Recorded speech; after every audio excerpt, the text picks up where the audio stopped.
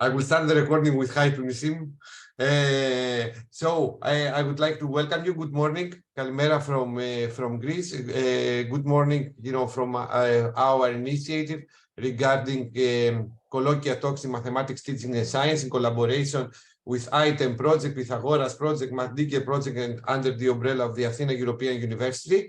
It's a great pleasure for us to host today Jason Cooper, Dr. Jason Cooper from the Weizmann Institute of Science, and that he's going to speak to us about approaches to formative assessment. Few things about the speaker. His research interest mainly involves the role of advanced mathematical knowledge in teaching and the contribution of research mathematicians to the professional development of teachers. Jason, we would like to thank you for your contribution. The floor is yours for the next 45 minutes. Please take into the consideration that we need some time for questions. Let's say like 10 minutes, 10 to 15 minutes, and the floor is yours. And thank you so much. Thank you very much, Kostas. Thank you for this opportunity to share some of my work with you. Most of my talk will be based on work that I've done with my colleague here at the Weizmann Institute, Dr. Alon Pinto. And I will describe quite a narrow context, but at the end, when we reach the discussion, I think we can extend the scope of what I've discussed and maybe hear from you how the ideas meet you as mathematics teachers. So this is the plan for the next 45 minutes.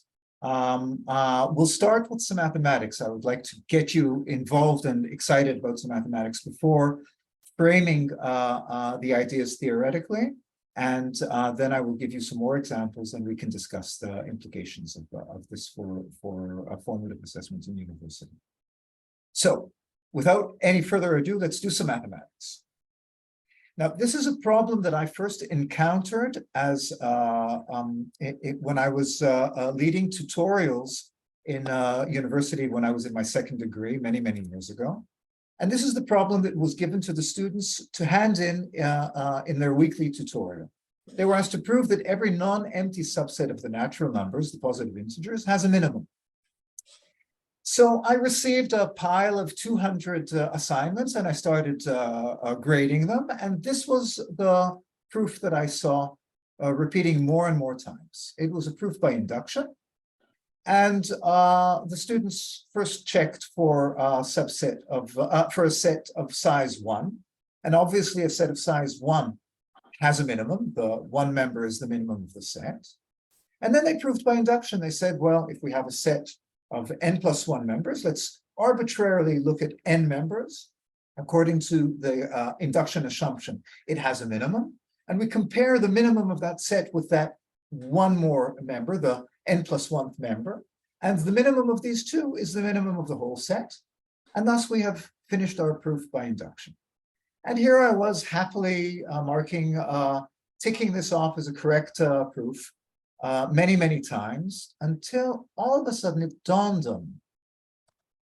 It dawned on me that exactly the same proof scheme works if you replace the word minimum with the word maximum. So these students had found a way to prove that every subset of the natural numbers has a maximum. But this is nonsense. For example, the even numbers don't have a maximum. So I immediately realized that there must be something wrong with the proof, even though I wasn't quite sure at first what the flaw might have been. This, in my current work, I call refutation by false implication. So the proof can be refuted simply by showing that it has a consequence and the consequence is false. Now, I would invite you to consider, if you were assessing this proof, what would you do? What kind of grade would you give? And more importantly, what kind of feedback would you give students on this flawed proof? And this is really the context of the rest of the talk. Formative feedback for flawed proofs. Now, when we are assessing students' work, we really need to consider what is the goal of the assessment. And I would like to give you some very basic theoretical framing of assessments in general. So we have one kind of assessment that is called summative assessment. It is at the end of a learning sequence. And its role is to assess the quality of the learning or of the student's knowledge. And usually it is just a grade, you know, how well you've learned what you need to learn. But there's a different kind of assessment, and this is the assessment that I will be focusing on today. And it is called formative assessment. And it takes place while learning is ongoing. And it is formative in two ways. It is first formative for the teaching. As a teacher, I can decide what I want to teach next, if there's something I want to reteach, if I want to go slower, if I want to go faster. But it is also formative for the learning. The students, as a consequence of this assessment, might do something. They might review something, they might do something again, they may open a textbook, they may take a test. And in this sense, it is formative. And for this sense of formativeness, the feedback is crucial. The feedback that the lecturer or that the tutor gives on the student's work is crucial because it can influence what the student will do next. So there is some research on the way mathematics professors and teachers in general do assessment, and in particular, what do they assess and for what purpose? So in the context of courses around mathematical proof, this is now, I'm going to take a more focused view now, and this is going to be the focus of the talk for the next few minutes.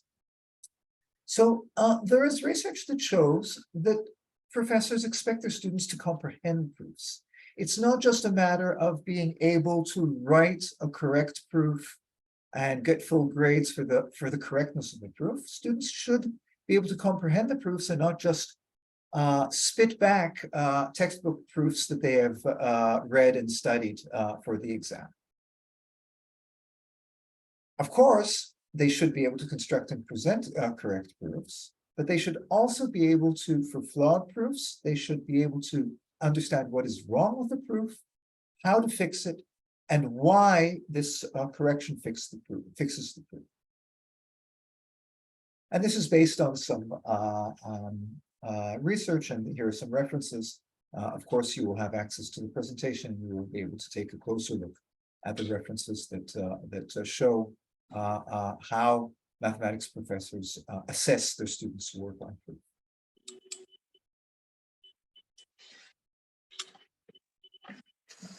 Now, research has discovered a difficulty, an inherent difficulty in giving feedback on students' flawed proofs. On the one hand, professors may decide to give prescriptive feedback. You should do this, you should do that. If you do this, it will be better. This will overcome the flaw. But when professors give this kind of prescriptive feedback, students can rarely explain what is wrong with the proof or why it needs to be revised. So they may be able to make the revisions, but they will not be able to explain why the revisions are necessary. On the other hand, when the feedback is not prescriptive, it just points out where the problems are, but doesn't tell students what they need to do, students can rarely revise the proof as the professors expect them to. So prescriptive has some advantages and some disadvantages, and non-prescriptive has the opposite advantages and disadvantages. This is based mainly on this article over here. And what this really tells us is that a new kind of feedback is called for. And this is what I would like to propose in the rest of the talk, a new kind of feedback on flawed proof.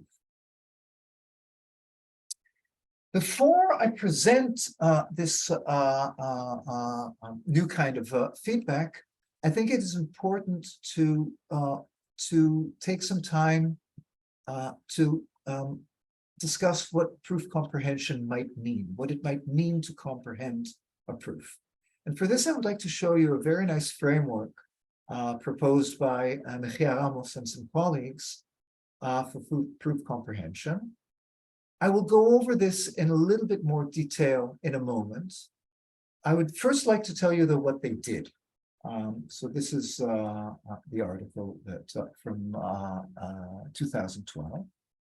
So what they did was they interviewed many mathematicians who teach undergraduate courses, and they asked them, what do you expect your students to comprehend with respect to proofs in your course? And they also reviewed much literature on the topic, and they came up with a comprehensive framework of what it means to comprehend proof. And not only that, but they actually proposed approximately 20 types of questions that you can ask your students in order to assess their comprehension of proof. And I would like to go over this in some level of detail. First of all, comprehension of proof according to this framework includes local aspects and holistic aspects of the proof. And under local, it includes three categories: comprehending the meaning of terms and statements, comprehending the framework and the logical status of statements within the framework of the proof, and comprehending individual justifications of claims within the proof. And each one of these has some items that we will discuss in context of some proofs that I would like to present to you soon. The holistic comprehension of proof includes also 4 levels or types of holistic comprehension: comprehending the modular structure, the holistic modular structure of the proof. This could be proof by, sometimes it's direct proof, sometimes it's by contradiction. It includes the ability of students to transfer ideas or methods from a particular proof to a new context, illustrating the proof through examples, and summarizing the proof through high-level ideas. Now, this is all very nice, but as I promised, we will come back to many of these facets of proof comprehension through some examples. So where does the new idea of heuristic refutation come in? Well, first, let's talk about what heuristic refutation is. And in a moment, I will show you a definition of the term heuristic. The basic idea here is that mathematical knowledge can go through cycles of proof and refutation. And so what does this mean? It means we try to prove something, and then we refute the proof. There is something wrong with the proof, or perhaps we even refute the claim.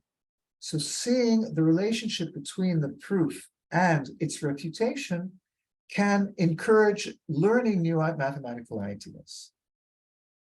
The idea here in the context of that I would like to bring here is that if we refute an argument, a proof, and I would like to return you to the example. So students have proven that every non-empty subset of the natural numbers has a minimum. We have refuted this proof by showing that the same proof would prove that subsets have a maximum, but that this is nonsense. So this is a refutation argument. It proves, in a sense, that the proof is incorrect without actually pointing to the incorrectness of the proof. It doesn't say what is wrong with the proof. It just shows at a high level that the proof cannot be correct.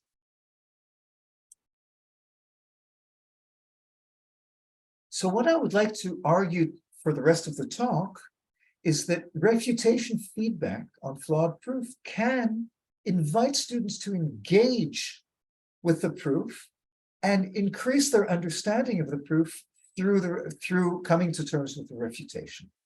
This is what I would like to demonstrate now. And I would like to draw your attention to the definition, the dictionary definition of heuristic. So it means enabling someone to discover or learn something for themselves, a hands-on or interactive heuristic approach to learning. So instead of telling students what is wrong with their proof, we tell them something, we provide some feedback, and I will give some examples that will invite them to come to comprehend the proof through engagement with the refutation. I would like to invite you now, if you would like some clarifications or some questions, to take. I will wait now and see and make sure that that you're with me and that what I've described so far is clear. Okay, excellent. So we can move on. Kostas, I would just like to confirm that people can indeed unmute themselves and speak. Yeah, they can. Excellent. Thank you very much. Okay. So I would like to frame the idea of argument, of a refutation argument or a proof argument. For this, I'm relying on some very old work from 1958 by Toulmin. I hope many of you are familiar with it. It is a very basic structure of a logical argument where we make a claim. The claim is based on some grounds or some data that we bring, and a warrant that explains how or in what sense the grounds support the claim. A very simple example, non-mathematical example, is that I'm a US citizen. This is the claim. The grounds are I was born in New York, and the warrant is that whenever a person is born in New York, then by law they're United States citizens. So this is like a structure. Of course, the framework of Toulmin is much more elaborate, but we will only need these three basic tenets of the framework for the following discussion. So now I would like to introduce the idea of heuristic refutation feedback. This is a term that Dr. Alon Pinto and I termed in our paper from 2022. So the idea is that proof comprehension can grow through heuristic engagement with feedback on flawed proof. And this is done by a number of cognitive processes that we invite students to perform on the feedback. First, make sense of the refutation argument. So I remind you what the refutation argument was in the example. Your proof cannot be correct because if you replace the word minimum with maximum, the proof continues to work, and it is incorrect for maximum.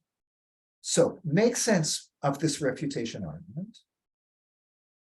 Review your flawed proof in light of the feedback to locate where the flaw in your proof is. Decide if this calls for a local or a holistic revision to your proof, if you need to throw it away and come up with another big idea, or if you can perhaps fix one statement or one definition within the proof. Attempt to revise your proof, and then review your revised proof and see how, if it attends to the flaw, to the refutation argument, and how. Let's see what this might look like in the example that I first brought you. So the proof implies, this was the refutation argument. The proof implies every non-empty subset of the naturals has a maximum. There are counterexamples, for example, even numbers of prime numbers. So review your proof in light of this refutation, in light of this counterexample. Perhaps you will notice that all of the counterexamples that you can find are for infinite sets. And now recall that induction proves claims for natural values of n. So in fact, you have proven the claim only for finite subsets of the natural numbers. Perhaps you did not notice this, but now you might come to realize that the proof only works, your proof only works for finite subsets. Now you must decide if there is some small fix that you can apply to the proof to fix this. You might recall that transfinite induction is actually quite a complicated change, and you might decide not to do this, but instead look for a new proof, a holistic revision. And in fact, I'm sorry, this jumped. I would like to tell you something that I did not tell you before. The student's assignment, in fact, included some instructions, and the students ignored the instructions. Now, I'd like to tell you what the instructions were. The instructions were, assume that the subset has no minimum, and prove by induction that the set is empty. So what would this look like? Let's say that we have a subset of the natural numbers, and it has no, and we want to prove that it has a minimum. Assume that it has no minimum. So now, Can one be in the set? Well, of course not. If one were in the set, one is the smallest natural number. It would be the minimum. So one cannot be in the set. Now assume that we have proven that all of the numbers up until n cannot be in the set. Can n plus 1 be in the set? Of course not. Because if it were, it would be the minimum, and we assume that the set has no minimum. So thus, by induction, we prove that the subset is empty because there is no number that can be part of the set. Now, why did the students not follow the instructions? They thought that it was needlessly complicated. The beauty of this, of what the students went through, is that if they had followed the instructions, they would not have known why the instructions were necessary. What they did was they ignored the instructions. They provided a flawed proof that they thought worked. And based on the feedback, they can now come to comprehend the role of this proof structure, why it is important, why it is necessary, and why the more straightforward proof would not.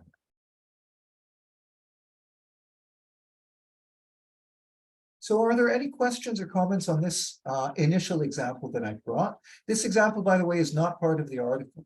I brought this example because it in fact shows that I've been concerned with refutation feedback, with heuristic refutation feedback, for the last 30 years without actually knowing it, or actually 35 years. So it's actually very nice for me to realize that the recent work that I've done with Alon Pinto, in fact, resonates with some ideas that I had 35 years ago.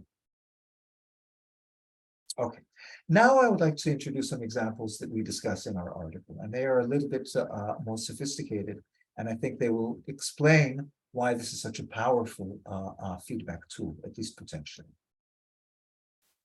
So this was the problem that was given in a first-year course on proof and proving. The theorem is that the unit square on the real plane, 0, 1 by 0, 1, has the same cardinality as an interval on the real line. This is a very surprising theorem for first-year students very often. And the proof, the textbook proof is actually quite complicated. The textbook proof relies on the Cantor-Bernstein theorem or lemma, and it states that if there is an injection from set A to set B, and also for an injection from set B to set A, then it implies that there must be a bijection between them. Okay, this is quite sophisticated, and this is the way the proof usually works. Now, students did not know this theorem yet, and what they actually attempted to do in their assignment was they attempted to construct an explicit bijection between the unit square and the unit interval. Okay, now this is a difficult proof. In fact, only one student in the course managed to do this flawlessly. And why is this difficult? What are the common flaws in this approach? One flaw is what students typically try to do is they equate points on the line with decimal or binary representation of the point. Okay, so the point 0.5 represents the point that is in the middle of the unit interval. Now, the problem here is that for irrational points, there is no natural unique representation. If the point, I'm sorry, for the rationals. So the point half could be represented by the sequence 0.500000, infinitely many zeros, or 499999. And in order to conduct the proof, we need to arbitrarily decide which representation for rational numbers we choose. And this was something that many students ignored. And so this was one flaw. But the more sensitive flaw is that even if you, so the natural map that was chosen between the unit interval and the unit square was, let's take the infinite representation in digits of a point on the unit interval, and let's take the even places to represent one of the coordinates on the unit square, and the odd points to represent the other. And this is a very nice idea, except that it's very difficult to reconcile with the first problem. So if we decide that we are going to take representations that infinite representations that do not end in zeros, but rather that end in nines, or on the contrary, we take the ones that end in zeros and not in nines, we can find points that will mess us up, because they will map on the one hand to points in one representation, but on the other hand to points on the other. So take this example here, the point 0.1909090909. So if we see what it maps to by taking first even points, digits, and then odd digits, we will see that it will give us one coordinate that ends in an infinite sequence of zeros and another coordinate that ends in an infinite sequence of nines. So whichever decision I reached in the first case, arbitrarily decide if I'm going to take sequences of zeros or of nines, here I have numbers that will mess me up, because one of the coordinates will go to one and the other will go to the other. So this is not so straightforward. It is not so simple. And in fact, students, most of the flaws were of the first kind, but some were of the second. Now, I would like to show you some, so going back to this particular course that we investigated, I would like to show you, we had a lecturer who intuitively decided that refutation feedback is a good idea in this course. And I would like to share with you some of the feedback that he gave. So here is one based on the first flaw, the flaw that ignored the delicate point of which infinite representation to choose. Your map is not one-to-one. For example, this point here and this point here in this unit square, they map to different numbers, different representation, well, in this case, binary representations, but they represent the same point on the unit interval. So I would like to describe this feedback as an argument. It has a claim. Your map is not one-to-one. It has grounds. So it has some data. These 2 points here that are different points in the plane map to the same point on the interval, and it has a warrant. If points represent, if points are different in the plane, they should map to different points on the interval, and if they are different on the interval, they should map to different points on it. So this is a complete refutation argument with a claim, a grounds, and a warrant. But there are different ways to give feedback on the same flaw. Wrong. This is again a quotation from the lecturer's feedback on one of the students' work. Wrong, because real numbers are not in one-to-one correspondence with decimal sequences. This is a very different feedback. So we see it has a claim, but it has no grounds and it has no warrant. So this is leaving much more up to the student to fill in. Making sense of the refutation argument has much more work for the student. Let's see another example of feedback. Not true because of tails of nines and tails of zeros. So what do we see here? Not true. Well, he underlined what is not true. He underlined in the text the function, the map is one-to-one. So this is what is being refuted. There is some grounds here without a warrant, but even the grounds here are given explicitly. So there is a hint here that it has to do with tails of nines or tails of zeros, different representations perhaps of the same numbers, but it doesn't give an explicit example for the grounds. So there's more work filling in the data here for the grounds, and again, the warrant is not given. And here is an example of a flaw on the second, feedback on the second type of flaw. And here the feedback is merely this cryptic sentence here. What if x equals 0.000919191, which completes infinitely? So from this analysis here, there is no claim, there is no refutation claim. There is just some data, and there is an implicit warrant that perhaps something about an invalid representation, but there's no explicit claim what is wrong with the proof. So what have I shown you here from this particular lecture's feedback? Oh, I'm sorry, I have one more. So here's another. Wrong. Take, for example, z equals 0.10101010 and repeats infinitely. So here I have, well, wrong. He underlined what is wrong. So I have a claim that is being refuted.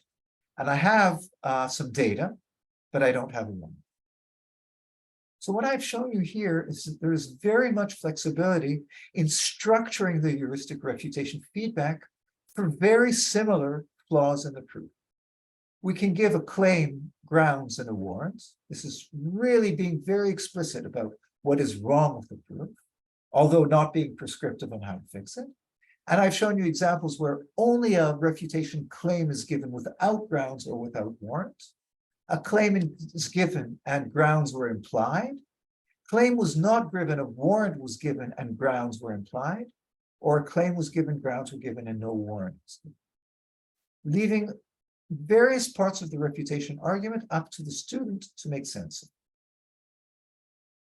I would like to very quickly show you how this maps to Mejia Ramos's and co-authors' framework of proof comprehension.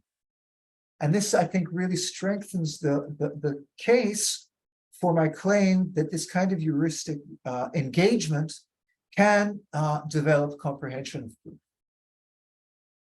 So it really calls on students to make sense of this mathematical term. What is a one-to-one map? What does it mean that it is bijection?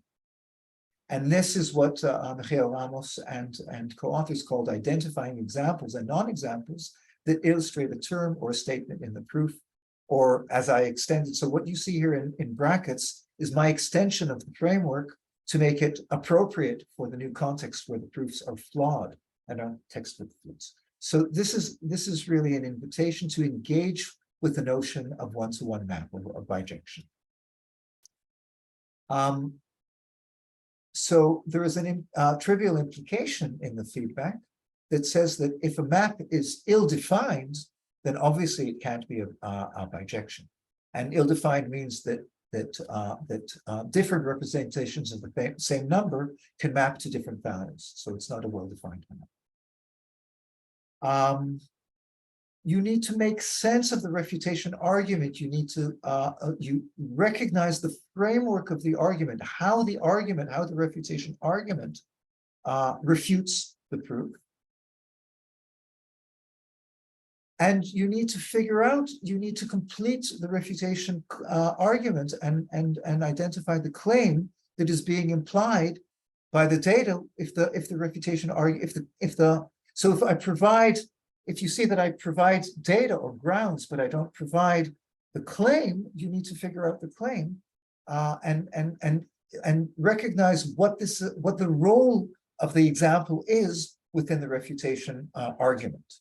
So this is what Mejia Ramos called identifying the purpose of a sentence within a proof, or in this case, within a refutation framework.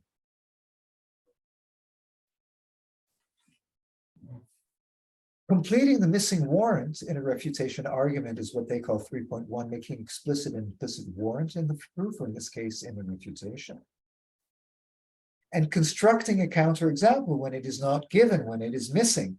So if we have a warrant and we have a claim, but we do not have the grounds, then completing the grounds is what they called identifying the specific data that supports a claim in the proof, or in this case, in the refutation. So we need to construct the data that will support the claim. And reconstructing the refutation claim based on the grounds when the refutation claim is missing is what they call identifying the specific claims that are supported by specific data. So this maps really very nicely to each one or nearly all of the facets of comprehension that Michael Ramos listed. And if we now move to the holistic facets of comprehension, then walking through the proof in light of the counterexample. So if I say, okay, the even numbers are a counterexample to maximum, let's walk through the proof with this example and see where it fails. This is what they call illustrating a sequence of inferences with an example.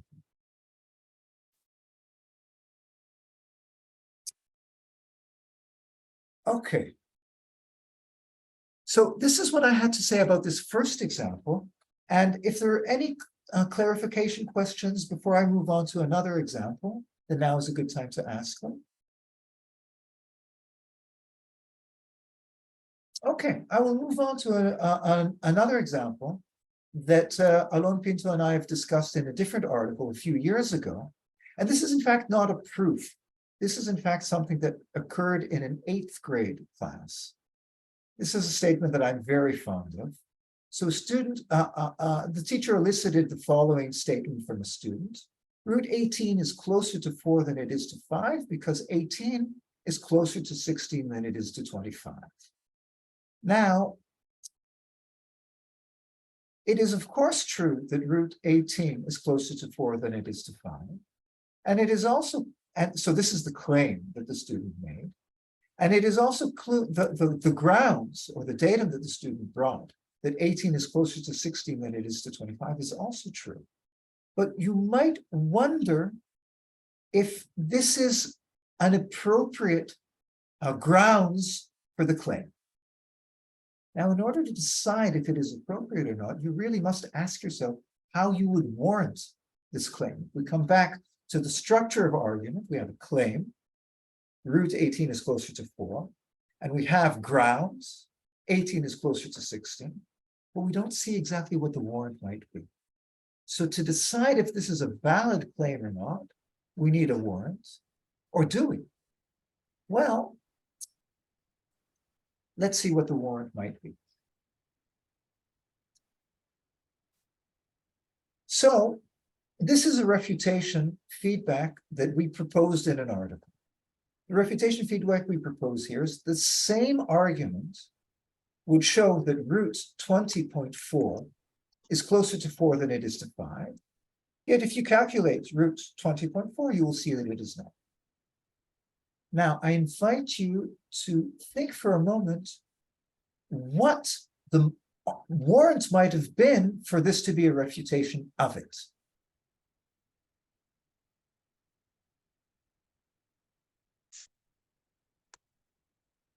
Well, this is what we propose in the article. We propose that whoever made this claim had in mind that for every x between 16 and 25, if x is closer to 16 than it is to 25, then root x is closer to 4 than it is to 5. Well, you can decide if this is a reasonable completion of the student's logic or not. But once we make this warrant explicit, then we can refute it. This refutation here refutes this warrant. So the idea here is that if the warrant is missing, provide the warrant and then refute it. And this is the article in which we discuss it. So what have we done here? Let's take a closer look at this. So first, identify the type of refutation that we have provided. Well, we've provided a counterexample. Make explicit or implicit the warrant. So this is exactly what Michael Ramos suggested that we do here in 3.1. What warrant does the feedback attribute to the proof? So if the only feedback I gave you was wrong, look at root of 20.4, it leaves it up to the student to make explicit the implicit warrant in his argument. So this is really inviting the student to go deeper into the statement and to make explicit what this warrant might have been. Identify specific data supporting a claim. Well, in this case, I provided the data to the student, 20.4, a little bit less than 20.5. In fact, anything between 20 and a quarter and a 20 and a half would have worked. I leave that up to you to check. But we could have left this implicit. We could have said, look for a counterexample, or look for a counterexample between 20.25 and 20.5. So there's a fair amount of flexibility how we could draw the student's attention to a counterexample, more or less explicit. And 5.1, transfer method to a different context. This, I think, is perhaps the most exciting one for me. So I invite you to consider the following claim. Root 23 is closer to 5 than it is to 4, because 23 is closer to 25 than it is to 16.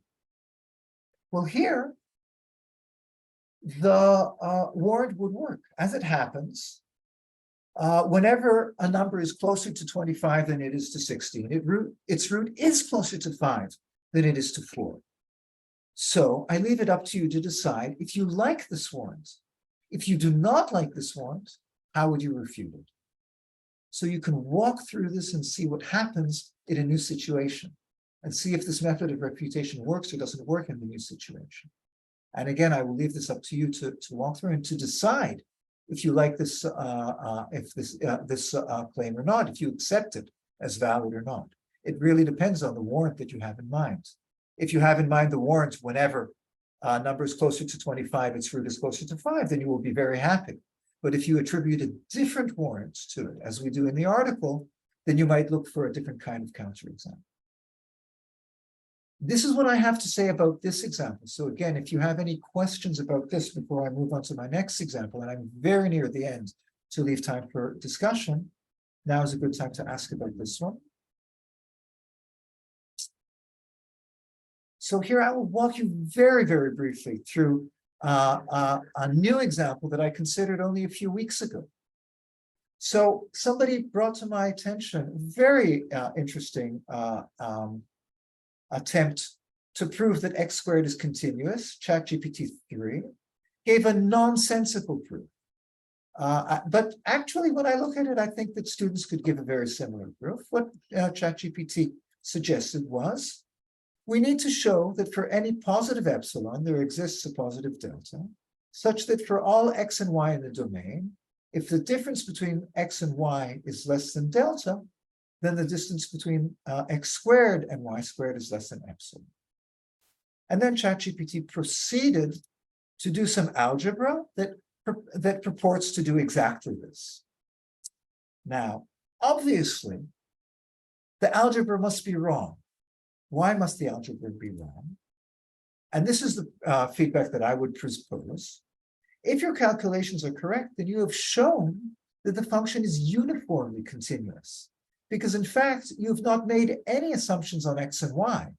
So in fact, you've shown that for any epsilon, you can select delta regardless of x. This means that x squared is uniformly continuous, but it is not. I can quite easily show you that x squared is not uniformly continuous on the real line. Hence, there must be a flaw in your proof. So this goes to show you that if you are sensitive to the idea of heuristic refutation feedback, you can find it everywhere. And I can also tell you that when I was helping my son in first-year mathematics, he proposed a proof to a theorem, and I immediately found a refutation feedback for his claim. So it's all around us. And I actually think it would be quite interesting to see if ChatGPT finds heuristic refutation feedback helpful for learning. I suspect not, and I would even propose that perhaps this is the difference today between natural intelligence and artificial intelligence. If you can actually make sense of heuristic refutation feedback and use it to learn. But this is, of course, open for future research. So I'm very near the end now. I would just like to sum up.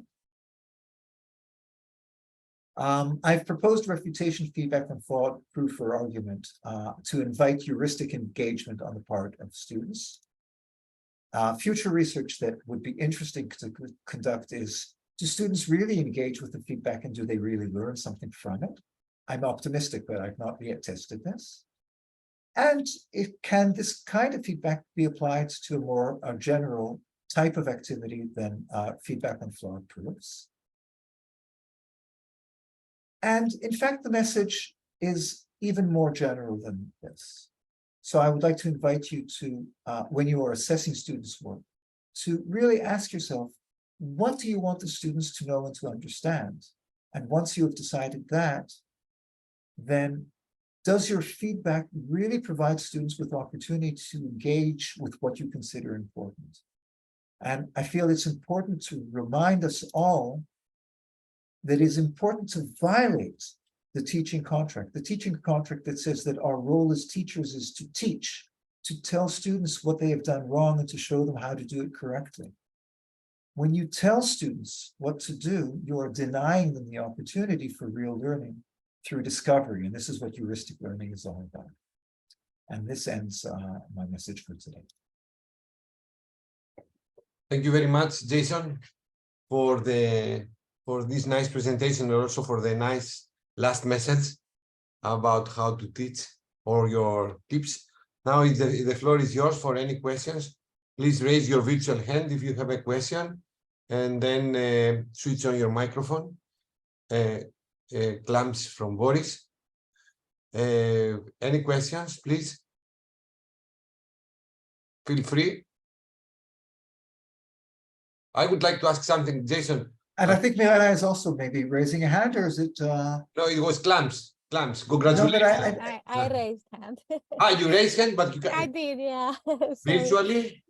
No, I think it was a real hand. No, all right. yeah, Okay. thank you, Jason. No, I have a little bit difficult to find buttons since I told you I'm traveling. I'll stop share for a moment and I'll bring the presentation yeah. back up if necessary. So Mirella, the floor is yours. Thank you. Please. Thank you for a very nice presentation. And I have to say that it is sometimes, since I had really mathematics in a didactics presentation, so it was a joy. I thank you for that. But also I wonder, of course I agree, and I tried myself and I will continue to try to use, maybe I don't do it best, but I will try to use even better the method you proposed. I wonder, next step, if it's not working, if a student, because there are many students that will not discover the mistake, that will not go, even, okay, we don't tell them what is wrong, we just suggest them, this is not working, can you think again? Have you thought to, or there is a theory for what to do next?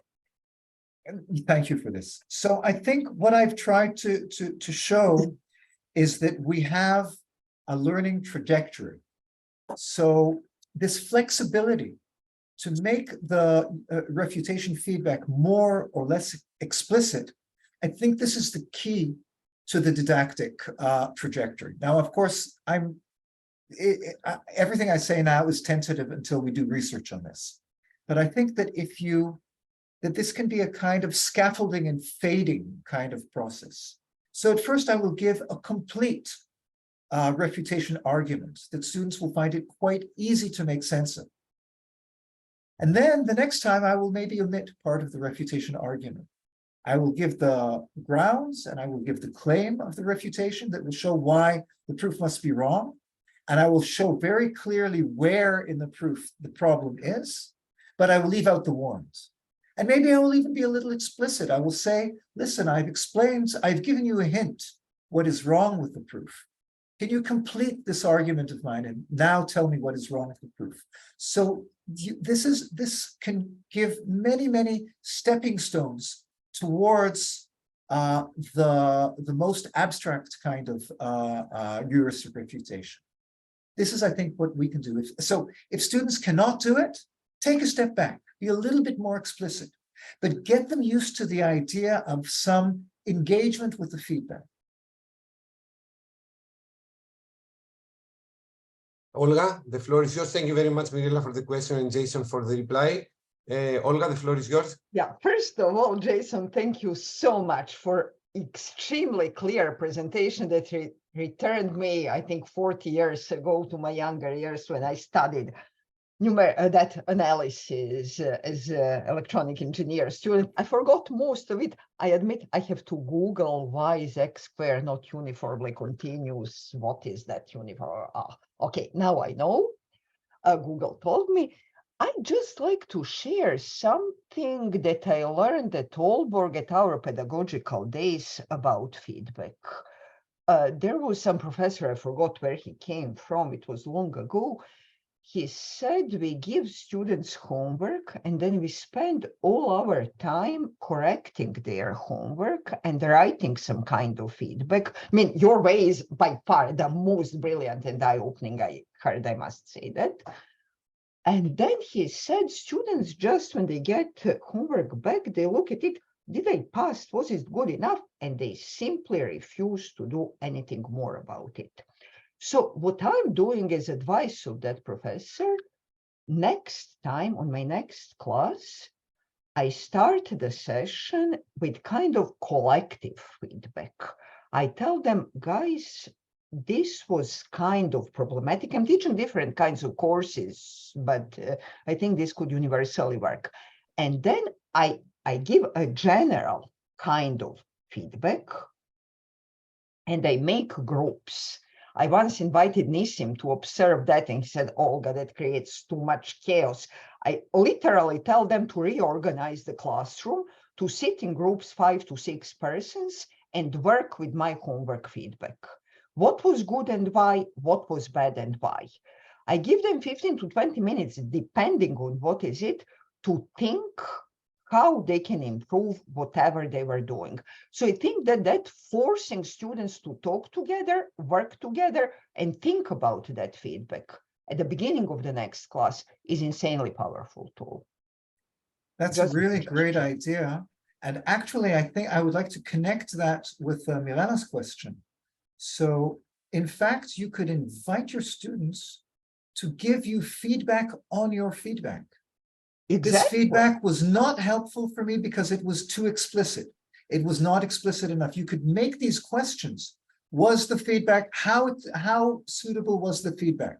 Too explicit, just right, not explicit enough. Or maybe you could say, I immediately understood the feedback. I needed to invest some effort. I needed to invest a lot of effort or something about that.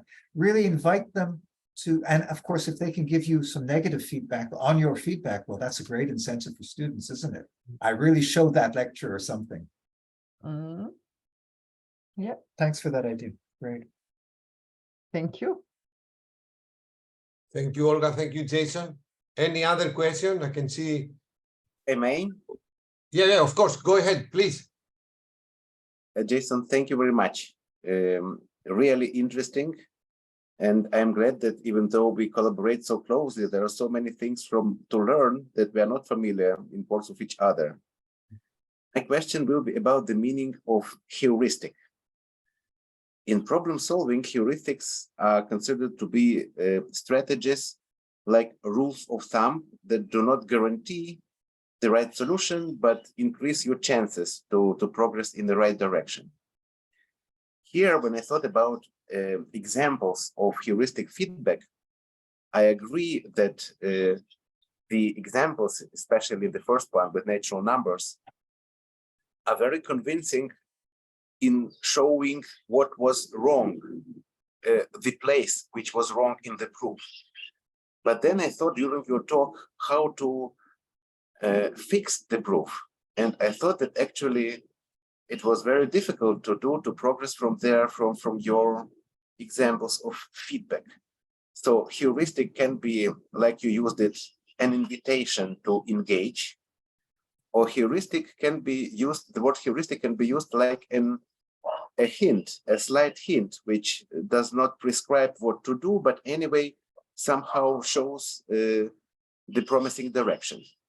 And in your examples, there were not such examples that would not be completely prescriptive, but anyway show how to fix the proof.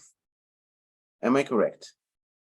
I think so, yes, I think so. I actually find it very interesting. So I brought up here the dictionary definition. So I think it's actually very interesting to make sense of the two definitions of heuristic. What do they have in common? It's not really all that clear.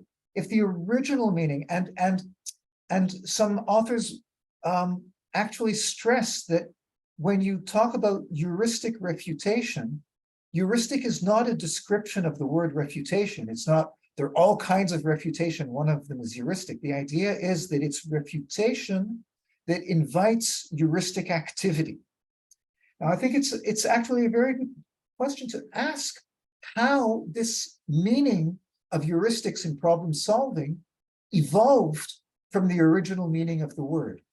And it really has taken a new direction, and perhaps it actually makes sense to bring back a bit of the original meaning in the way it's used in heuristics for problem solving, because it really tells you is there is no the heuristic cannot be applied. The heuristic needs to involve heuristic engagement on the problem part of the problem solving. That's the nature of heuristic strategies. Thank you. Thank you. Any other question to the speaker? Can I just reformulate this just for me to understand? Please, Mirela. So if I use this word, it means that, or the method, it means that I help the student or to evolve, to take some steps, but not necessarily to succeed completely. You Is leave that- something for the student to discover and to make sense of on their own.